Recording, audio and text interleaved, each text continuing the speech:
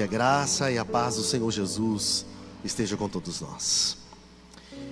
Evangelho de Jesus escrito por Lucas, capítulo de número 18.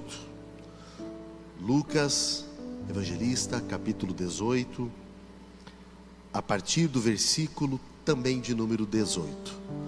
Lucas, capítulo 18, e o versículo de número 18 a seguir. Esta é uma noite de festa, de celebração. A ceia é a maior festa na vida do crente.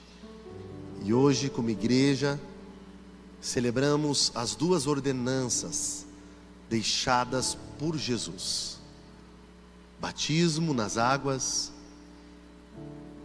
e daqui a pouquinho vamos participar da ceia do Senhor. Então, você que está nos visitando, seja muito bem-vindo. É dessa forma que a igreja expressa a sua fé em Jesus, e ela demonstra para a sociedade uma fé ativa, pública, prática. Se você ainda não faz parte de uma classe de batismo, do curso em que fala um pouquinho sobre as doutrinas básicas da palavra de Deus, a importância desse momento, com a identidade dessa igreja, você é convidado a conhecer mais de perto. Procure as informações, converse com o pessoal da recepção. É essencial, é vital essa decisão na sua vida, para que você possa publicamente externar o seu compromisso com Jesus. É mais ou menos assim: eu dizer que eu amo a minha esposa, mas imagina que eu nunca declarei isso publicamente. Eu tenho um compromisso com ela, eu amo ela, mas só eu e ela sabemos. Ninguém sabe, né? Mas estamos juntos. Assim como um compromisso de amor, que tem uma aliança, precisa ser expresso publicamente, e para isso temos uma cerimônia importante do casamento. Assim é o batismo nas águas e a ceia do Senhor. É quando a gente publicamente está externando e demonstrando o amor que nós temos pelo Senhor Jesus e a aliança feita através do seu sangue. Lucas 18. Você já deu um sorriso bonito para a pessoa do seu lado? Por favor, cumprimente a pessoa da esquerda, da direita. Convide ela para ouvir a palavra de Deus. Fala assim para ela: eu queria te pedir uma gentileza. Evite conversar comigo. Diga para ela: nós vamos ouvir Deus falar agora. Isso. Você que está em casa, seja muito bem-vindo. Lucas 18, versículo 18. Conta-nos assim o médico e evangelista Lucas. Um certo homem de destaque perguntou a Jesus: bom mestre, que farei para herdar a vida eterna? Jesus respondeu: por que você me chama de bom? Ninguém é bom a não ser um, que é Deus. Você conhece os mandamentos: não cometa adultério, não mate, não furte, não dê falso testemunho, honre o seu pai e a sua mãe. Então o homem disse: tudo isso tenho observado desde a minha juventude. Ouvindo isso, Jesus lhe disse: uma coisa ainda falta a você.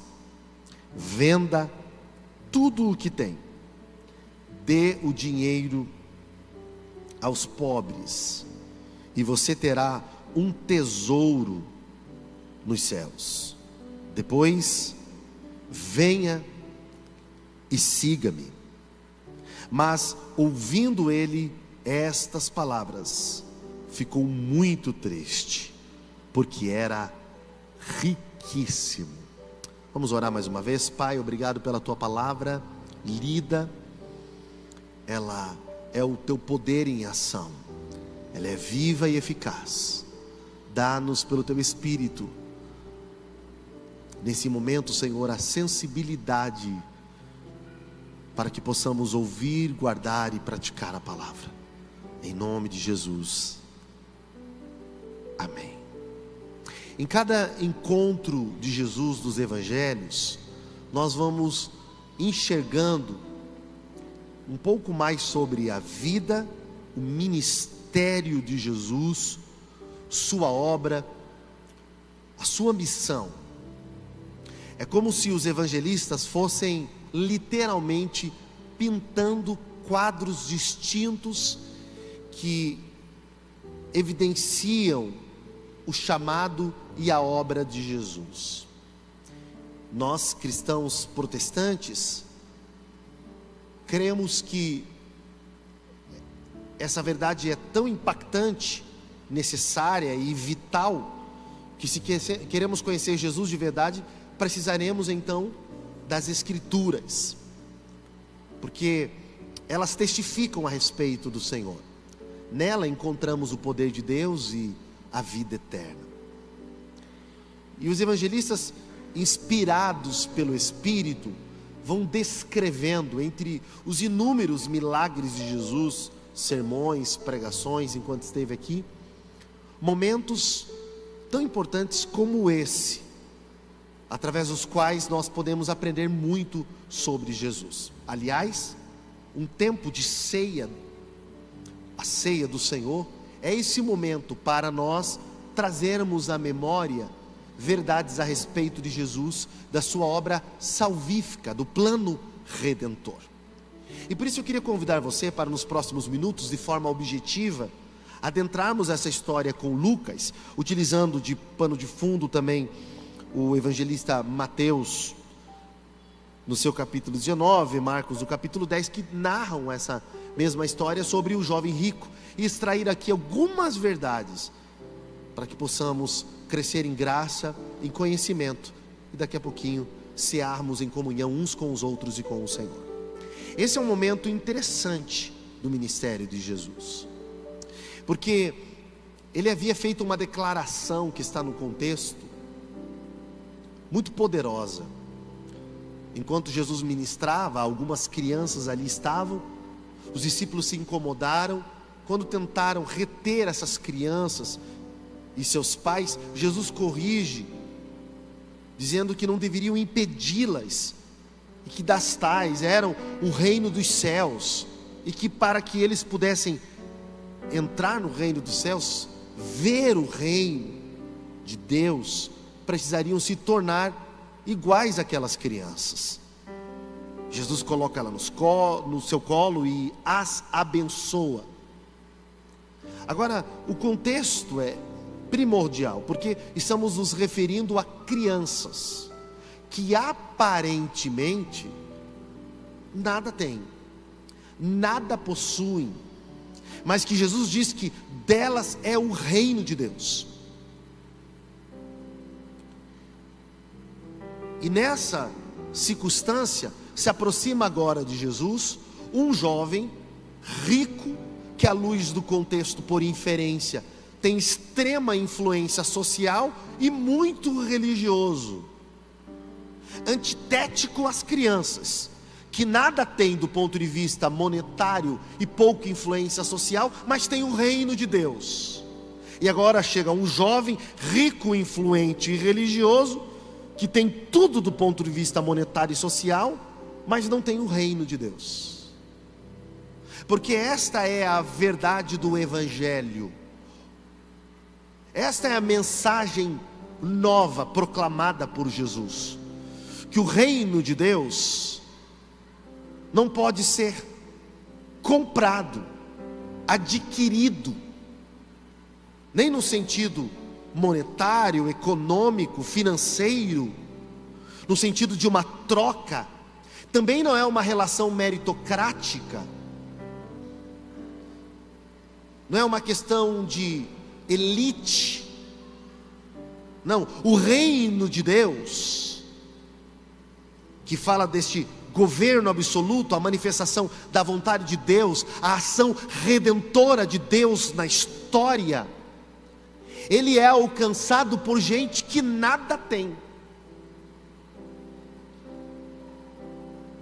indignos para o reino, impossibilitados de salvar a si mesmo, limitados pelas suas inclinações, impulsos e vontades, escravos dos desejos, fragilizados pelo efeito das escolhas contrárias à vontade de Deus, quando saem do alvo para o qual foram criados, do propósito criador, e quando erram esse alvo, isto é, eles cometem pecado, o efeito é devastador para si e todos.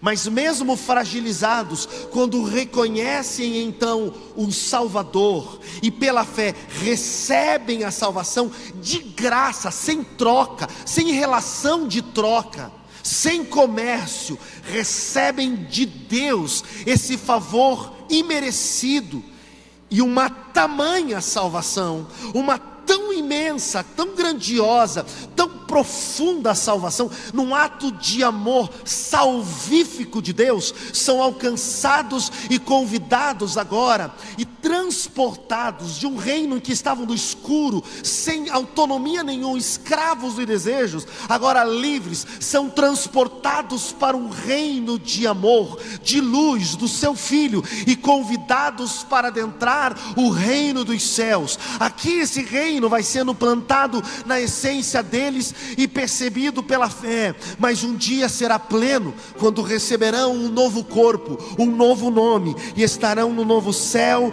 e numa nova terra em que habita a justiça, e ouvirão de Jesus dizendo: vinde benditos de meu Pai, entrai para o reino que vos foi preparado desde a fundação do mundo. É isto, querido amigo que nos visita, que chamamos de salvação. Porque cada símbolo aqui, a letra das canções, o batismo nas águas, essa recepção dos novos membros, tudo isso tem a ver com o conceito de salvação. E salvação é a necessidade essencial de todo ser humano. Porque qualquer homem e mulher, em raça, tribo, língua e nação, indiferente a questões sociais, financeiras, a formação acadêmica ou não, tem que lidar com a realidade da eternidade. E se ele ainda não tem esse conceito, pelo menos tem que lidar com a realidade da finitude da vida. Indiferente à sua condição, todos vivemos diante do fato de uma vida temporária e circunstancial. Como vamos lidar com isso, se não está sob nosso domínio? E é sobre esse assunto que um jovem chegou para conversar com Jesus. E eu gostaria agora que você voltasse o seu olhar à Bíblia Sagrada. Vou pedir ajuda da mídia. Lá no versículo 18 que lemos, diz que um homem de destaque, abra sua Bíblia, vá seguindo comigo, vá lendo, vá comendo palavra, ou vá seguindo a leitura na projeção, fazendo suas anotações, inclusive você que está em casa. Convide sua família para ouvir a palavra. Um homem de destaque, alguém importante, com aceitação social. Veja, ele é de destaque, mas a necessidade é a mesma. Ele vai à pessoa certa, com a pergunta certa. E se você estuda Mateus e Marcos, os demais evangelistas sinóticos, e talvez você não esteja acostumado com essa linguagem teológica, são os evangelistas que têm uma visão narrativa muito parecida, um foco muito parecido. Conta que os demais evangelistas dizem que ele chegou, se ajoelhou, se prostrou, teve uma atitude do ponto de vista religioso exemplar. Ele foi a pessoa certa, que é Jesus, com a atitude certa assim, prostrando, perguntando, e olha o conteúdo da pergunta dele. Olha que interessante. Ele diz: bom mestre, que farei para herdar a vida eterna? Que pergunta sábia, logo para Jesus. Interessante ele dizer, bom mestre, né? Ele queria saber sobre o que eu preciso fazer para herdar a vida eterna. E por que eu trago esse texto? E ele possui inúmeras verdades, nós vamos ver apenas algumas que têm a ver com o contexto do culto. É porque essa frase, ela traz embutido em si o conceito principal para o qual inclusive a ceia aponta, o batismo aponta, o culto deve apontar, que é a salvação. E vida eterna é uma palavra muito pesada, muito importante, muito cara. No mundo judaico ela trazia vários conceitos: paraíso, descanso, lugar de delícias, de prosperidade, a ideia de saúde. Havia um conceito do shalom, de um acordo com Deus para ter qualidade de vida, bem-estar, um estado de constante felicidade, de satisfação. Mas no conceito bíblico total, vida eterna é algo muito mais profundo. É o contrário dos efeitos do pecado. Porque diz o apóstolo Paulo que o salário do pecado é a morte, separação da fonte de vida que é Deus. A vida eterna é o ser humano sendo restaurado para o projeto da criação. É se alimentar da árvore da vida, é ter vida constante, vida abundante, vida transbordante eternamente, vida que jorra para a vida eterna. É vencer os efeitos do pecado, é ser livre, é um estado de ser, é uma condição e uma realidade para além da vida física. A vida eterna é a redenção em ação, é ser salvo para sempre, é viver as benesses da salvação. Só que o problema está aqui, que esse moço tem a pergunta certa, mas com um conceito equivocado. E não somente ele tem um conceito equivocado. Religiões, filosofias, gente querida, gente boa, trabalhador, que luta, por influência cultural, religiosa, também imagina vida eterna e salvação como uma ideia talvez não tão correta, não tão profunda.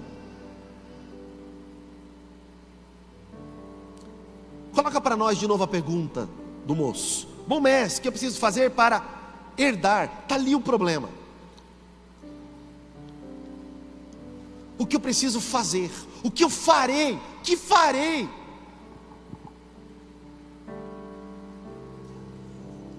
Porque na Bíblia, vida eterna não tem a ver com o que eu posso fazer. Não há nada que possamos fazer em relação à vida eterna. É impossível você herdar e conquistar salvação e vida eterna por esforço. E talvez alguém que esteja nos visitando vai encontrar um problema com essa palavra. Vai dizer: olha, estava mais ou menos legal esse pastor pregando, agora já não gostei muito. É curitibano, sei lá. É que na realidade da Bíblia, quando nós desobedecemos a Deus, nós pecamos, nós nos afastamos de um Deus essencialmente santo. E desde Adão e Eva, quando estudamos a queda nas Escrituras, o ser humano entrou num estado pecaminoso, e a consequência é a morte. Então ele está em um estado que a gente chama na teologia bíblica de mortificação. Cada dia que passa não é um dia a mais, é um dia a menos. Cada célula dele, o seu organismo, tudo está morrendo aos poucos. E essa é a consequência. Deus disse a Adão e Eva: que se eles achassem que seriam autônomos, isso é, se eles decidissem que eles iriam se alimentar do discernimento, do conhecimento do bem e do mal, que seriam igual a Deus, que poderiam caminhar sem Deus, saber de tudo, na hora que eles se afastassem de Deus, Deus diz: certamente morrerás. E a ideia é: vocês vão morrer morrendo aos poucos. E isso de fato aconteceu, quando eles acharam que poderiam viver sem Deus, e viveram a partir da sua vontade, do seu jeito, eles se tornaram o seu próprio dono, o seu rei, o seu reinado, eles no controle da sua vida, e não mais agora o reino de Deus, governados por Deus. Uma linguagem simples: quando eles assumiram o volante da sua vida, o leme, a direção da sua vida, eles começaram a morrer.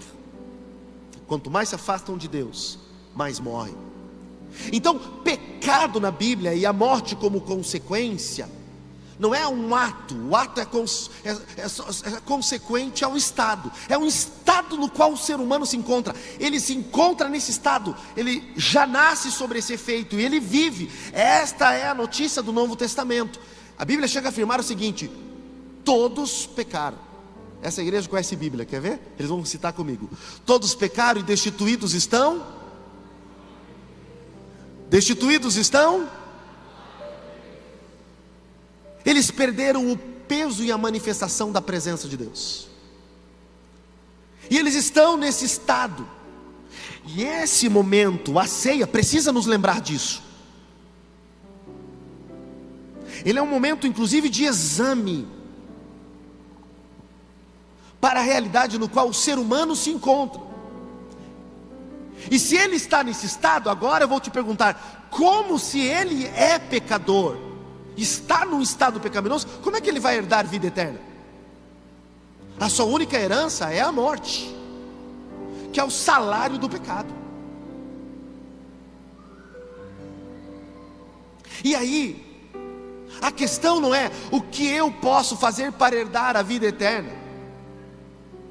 Deveria ser: Senhor, eu não consigo herdar sozinho, o Senhor pode me conceder essa herança, que é a vida eterna. Por isso eu estou pregando nessa noite para gente que está aqui, ou está nos assistindo, e você entende que você é incapaz de salvar a si mesmo. Se você ouve essa poderosa mensagem e diz: as minhas inclinações, meus desejos, meus pensamentos, minhas reações, elas são desagradáveis a Deus, eu não consigo sozinho, então você é um bem-aventurado. Eu tenho uma notícia: existe um Salvador externo, maior do que eu e você, que sabendo disso, veio, assumiu o nosso lugar, foi à cruz, se entregou, pagou um preço, derramou o seu sangue e disse para o Pai: agora está pago, agora está consumado.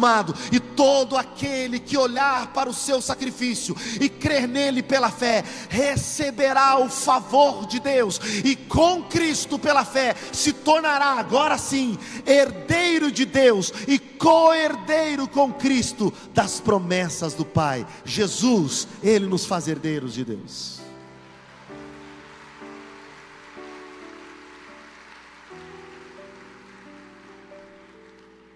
Essa é a mensagem cristalina, pura, simples, objetiva e direta do Evangelho. Essa é a mensagem mais poderosa. Paulo diz que esta mensagem é poder para salvar. E é a mensagem pela qual Deus escolheu anunciar o seu amor. É através dela que Deus chama pecadores ao arrependimento, pródigos de retorno para casa. E cada vez que a gente para celebrar, a gente vai tirando os olhos de nós mesmos. Examina não o outro, mas a si, e diz: eu não sou digno. E sabe, é por isso, amigo visitante, que a gente mastiga o pão, para lembrar que Jesus teve que ser moído, como diz o texto bíblico. A gente tem que lembrar que o seu sangue foi derramado. Fazemos isso com o cálice quando o bebemos, para dizer: eu sou indigno, mas por causa do digno, eu sou dignificado e convidado à mesa do Senhor. Mas de outra forma, eu já falei essa verdade aqui numa outra oportunidade, e vou apenas citar: A questão é que ele tem um conceito errado de salvação, mas ele tem um conceito errado de Jesus. Pode ver aí. Ele diz que Jesus é um bom mestre. Você diz, pastor, mas está tudo certo, Jesus não era um ótimo professor? Mas é que se você enxerga só Jesus como um mestre, significa que ele queria uma fórmula para a vida eterna. E sabe, muita gente quer um Jesus assim, que dê fórmula para a vida eterna, curandeiro, um Jesus casamenteiro, um Jesus solucionador de problema. E na mídia, fala-se muito sobre esse Jesus. Tem um Jesus pintado nos quadros, nos filmes, seriados, novelas, adesivos. Tem até um Jesus que aparece fazendo um positivo assim, né? Jesus de várias versões. Mas o Jesus apresentado na Bíblia, ele não é apenas o bom mestre. Ele não tem uma fórmula só para você. O Jesus apresentado na Bíblia é Rei dos Reis e Senhor dos Senhores. Ele é Senhor, Ele é Salvador, Ele é Deus, Ele é digno, Ele é glorioso, Ele é maravilhoso, Ele é libertador, Ele é eterno, Ele é o verbo vivo, Ele é o pão vivo que desceu do céu, Ele é a porta, Ele é o bom pastor, Ele é a fiel testemunha, Ele tem nas mãos a chave. Ele é a própria vida de Deus manifesta. Nele habita corporalmente a plenitude da divindade. Ele é a expressão exata. Ele é o caminho, Ele é a verdade, Ele é a vida, Ele e o Pai, eles são um. Quem vê a Ele, vê ao Pai. Ninguém pode ir ao Pai se não for através dele. Ele é o único mediador entre Deus e os homens. O Pai lhe deu um nome que é sobre todos os nomes. Diante dele todo joelho vai se dobrar, e um dia toda língua vai confessar que Ele é Senhor, para a glória do Deus Pai. Por isso a igreja dele, o culto é dele, a ceia é sobre ele, o batismo tem a ver com ele, a salvação é através dele, a palavra é dele, tudo aqui é para ele, dele, por ele, para ele são todas as coisas. Nós queremos elevar como igreja juntos o nome de Jesus. A ele seja o louvor para sempre. Seja livre hoje em nome de Jesus, seja curado em nome de Jesus, seja liberto. Jesus vive para sempre, Ele é o Senhor. Aleluia.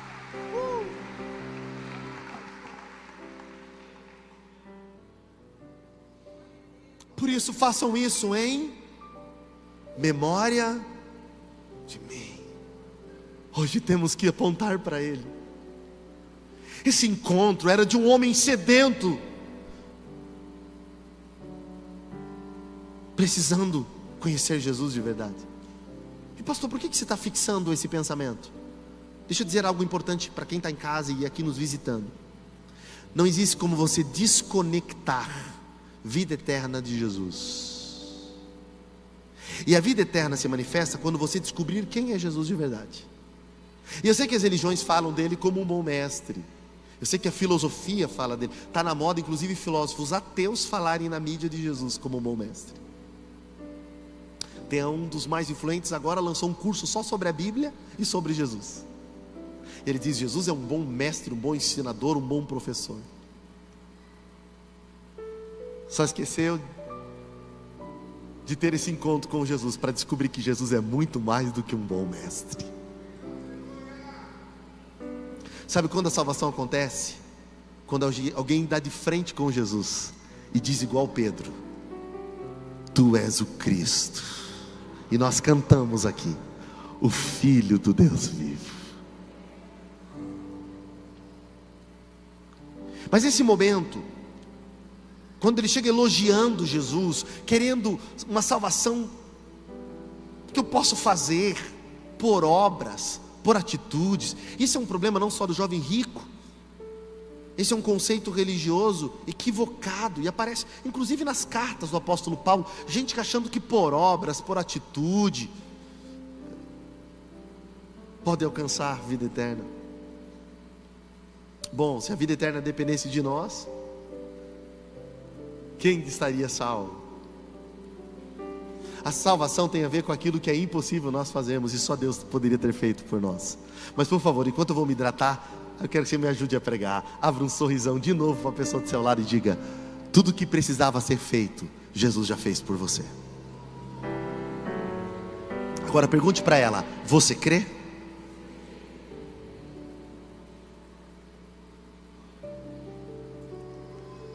E aí agora vai continuar esse diálogo importantíssimo. Talvez nós diríamos: oh, Jesus é um homem rico, importante, religioso, faz uma pergunta dessa, dá o melhor lugar para ele. Senhor, mas a reação de Jesus, ela chama atenção. Quando ele diz: bom mestre, o que eu vou fazer? Jesus responde: por que você me chama de bom? Bom é Deus. Você precisa me conhecer primeiro como Deus, aí você pode me chamar de bom, porque bom é Deus. E quando a gente conhece Jesus como Deus, tudo muda. Deus é bom. Diga comigo: Deus é bom. O tempo todo Deus é bom. Você quer conhecer o Deus bom? Conheça Deus através de Jesus. Tire todas as demais lentes de leitura da sua vida ou experiências, mesmo que foram importantes para você. Conheça o Deus revelado em Jesus. E aí você vai descobrir o que ele disse: se vocês sabem dar boas coisas aos vossos filhos, sendo maus, vocês precisam conhecer o Abba, o meu Pai.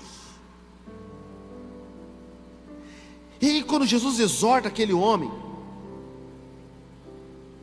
Jesus vai entrar num problema dele. O problema do religioso. Porque o religioso é aquele que acha que conquista o reino de Deus por atitude. Então ele conhece muito de religião. Observe comigo agora na sua Bíblia, ou na projeção, o versículo de número 20. Impressionante como Jesus vai tocar no assunto central para aquele homem. O que religioso gosta? De regra. A vida judaica, do contexto religioso da época de Jesus, vivia baseado num tripé: a Torá, a lei, os ensinamentos, o ritual com os sacrifícios e o sábado. Então para eles o mandamento era muito importante. E aí Jesus vai no assunto: você não conhece mandamento? Nossa, dizer isso para um religioso, você não conhece de religião? Fica pessoal o negócio. Só que veja, dá uma olhadinha rápida aí. Jesus não vai falar de todos os mandamentos, nem do decálogo. Jesus fala só de mandamentos relacionais. Já prestou atenção? Calma aí, pastor, mas temos um problema aqui. O rapaz perguntou de vida eterna e Jesus está falando de mandamento relacional? É isso mesmo. Porque vida eterna não é algo para o além. Vida eterna é algo do além que vem para cá e já é plantado em mim. Dá para entender isso? Lembra da oração do Pai Nosso? Venha a nós o teu. O que é isso na prática? Seja feita a tua, como sempre é feita. Diga comigo: é Deus aqui e agora. Diga: é o céu aqui e agora. Deus quer governar a sua vida. Ele quer ser o seu rei por absoluto. Você não pode mais ser seu dono. Por isso, para pensar em vida eterna, eu preciso pensar em um jeito de viver e me relacionar com os outros. Porque no conceito de Jesus, a vida eterna, o ambiente para o qual foi criado, passa por isso daqui, ó. Por isso ele está perguntando de vida eterna: algo que eu vou fazer aqui para herdar algo lá. E Jesus já está mudando a vida aqui. Sim, em Jesus nós queremos declarar no culto de ceia: existe um novo jeito de viver aqui e agora, no qual o resumo de toda a lei dos profetas é um amor a Deus, amando o próximo como a si mesmo. Aqui está resumido tudo. Você não tem como desassociar Deus do seu próximo. Não é uma relação apenas com Deus vertical, que não transfere no horizontal. A vida em Jesus é um novo jeito de se conduzir na história. Pastor, isso tem a ver com ceia? Totalmente.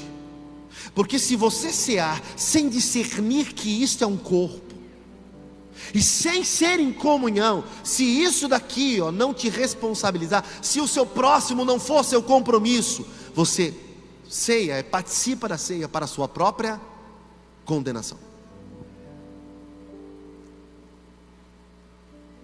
E aí quando Jesus fala de mandamento em relação ao próximo, o religioso vai responder para Jesus.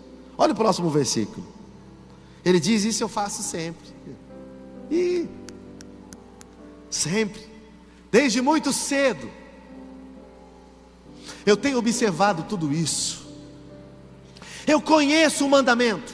Talvez estou pregando para amigos visitantes que conhecem religião, falam com Deus, façam suas orações, suas rezas. Você desenvolve um tipo de filosofia de vida, de espiritualidade. Mas nós queremos, neste culto tão importante, fazer esse anúncio para você. Conhecer não basta. Saber sobre Deus também não é suficiente. Veja, vamos aprender com Jesus. Próximo versículo. Juntos como igreja, estamos aqui aprendendo a palavra para isso. Sabe o que Jesus vai dizer? Falta uma coisa a você. E aí ele vai dizer para um jovem muito rico: venda tudo o que tem, dê o dinheiro aos pobres. Primeiro lugar, abra mão de tudo que domina você. Porque o problema não é o que você tem, o problema é o que tem em você. Paulo diz que alguma coisa vai te dominar. E então agora, ligando todos os pontos com a introdução da mensagem, para ter sentido, para sair compreendendo a palavra, se alimentando da palavra, fazendo sentido, para os nossos pés aqui estar sobre uma rocha, entenda isso. Ou você será reinado por Deus, dirigido por Deus, ou você é igual uma criança que nada tem, e que por isso tem o reino de Deus, está disponível para os outros. Ou você é alguém que tem muito, conhece muito, mas não está disponível a servir, porque você é dominado, alguma coisa domina você. Ou você é escravo do seu pecado, ou você é livre e governado por Deus. Abra mão de tudo que te domina, diz Jesus, venda tudo que tem. Eu queria perguntar a você nessa noite: o que é que domina você? Pastor, me ajuda a pensar melhor para eu responder essa pergunta. Quais são suas prioridades? O que move você? O que mexe de verdade com você? Do que é difícil abrir mão? Jesus diz: venda o que você tem. Abra mão. E como que eu faço isso? Sabe como que eu faço isso? Olha o versículo, continuação. Venda tudo que tem. Pode voltar, isso. E dê, sirva, compartilhe. Generosidade. Lembra do momento da oferta que o pastor explicou? De um Deus generoso que nos convida a ser generoso? De um Deus que deu seu Filho que nos ensina? Dê, sirva. Você abre mão do que te domina quando você serve. Isso é graça, isso é dar. Esse é o movimento de Deus. Dê. E aí não tem a ver com relação de benefícios aqui. Toda vez que você ouvir uma mensagem de dê para Deus te dar mais, está equivocado. Isso não é evangelho de Jesus. Porque ele diz: aonde que vai ter um tesouro? Aonde? Aonde? Nos céus. Abra mão de tudo, vá servir os outros. E aí, olha o final do versículo: vem e... Aqui está resumido, pastores, a pregação do evangelho inteiro. Se abre mão, serve os outros seguindo Jesus. Esse é o resumo do culto, o convite da ceia, a realidade do batismo. É para você abrir mão, servir os outros, seguindo a Jesus. Segue-me, eu vou na frente e você vem atrás. A rota é de Jesus, o modelo é de Jesus, o padrão é Jesus, o teu Salvador é Jesus, o teu Senhor é Jesus, o Rei da sua vida é Jesus. E siga-me. Eu queria convidar a toda a igreja a estar em oração nesse momento. Eu queria falar com você que está nos visitando hoje aqui. Quem sabe está pela primeira, a segunda, a terceira vez. Quem sabe você tem vindo mais vezes. Quem sabe você veio hoje prestigiar alguém que foi batizado nas águas. E Jesus está dizendo: abra mão de tudo para servir os outros, mas para isso, venha e siga-me. Tudo nesse culto hoje aponta para essa obra perfeita. Mas Jesus faz o convite: vem e siga-me. Eu tenho um convite, um apelo e um desafio. Eu vou pedir que toda a igreja esteja na intercessão agora. Se você puder, não se locomova, só se for necessário. Eu quero pedir a ajuda da equipe de intercessão, dos pastores, orando comigo. Eu quero me direcionar diretamente a você que está nos assistindo.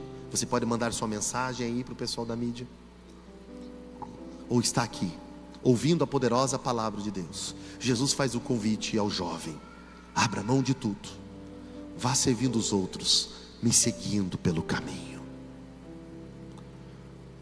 Jesus tem um convite para você hoje: renuncie a si mesmo, tome sua cruz e então me siga. Porque aquele que perder sua vida por amor a mim, ganhará a vida eterna. Jesus disse: aquele que me confessar diante dos homens, no dia do juízo eu o confessarei diante do Pai. Mas aquele que me negar diante dos homens, eu o negarei. Em Jesus a vida, perdão e salvação. Sem Jesus a condenação. Não há outra forma, querido amigo, de você ser salvo. Essa é a mensagem clara do Evangelho.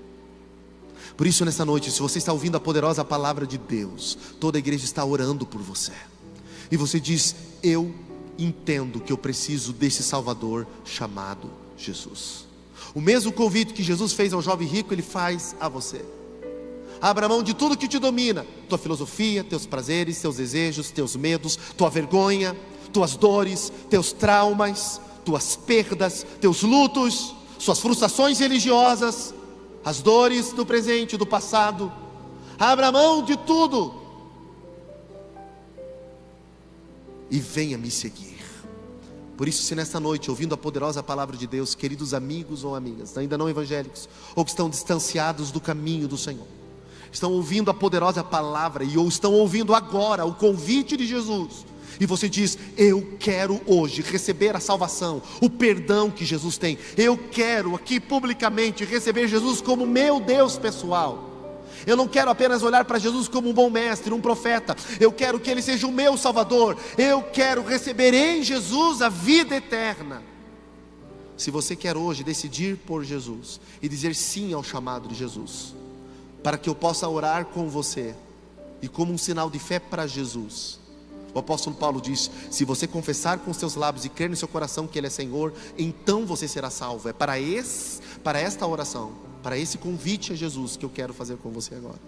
Então, se você está nos visitando e quer tomar a decisão, querido amigo ou amiga, de entregar tua vida a Jesus, ou você quer retornar para os braços do Pai, fazer um concerto com Deus hoje, aqui e agora, se você de fato, querido visitante, quer ser salvo em Jesus, como um sinal para que eu ore por você, de fé, onde você estiver agora, deixe de lado a vergonha e a preocupação. Se você quer entregar sua vida a Jesus, eu te convido a você levantar a sua mão acima da sua cabeça, onde você estiver. Você que nos visita e hoje quer entregar a sua vida a Jesus, levante a CN para mim. Isso, já temos a primeira mão, a segunda mão.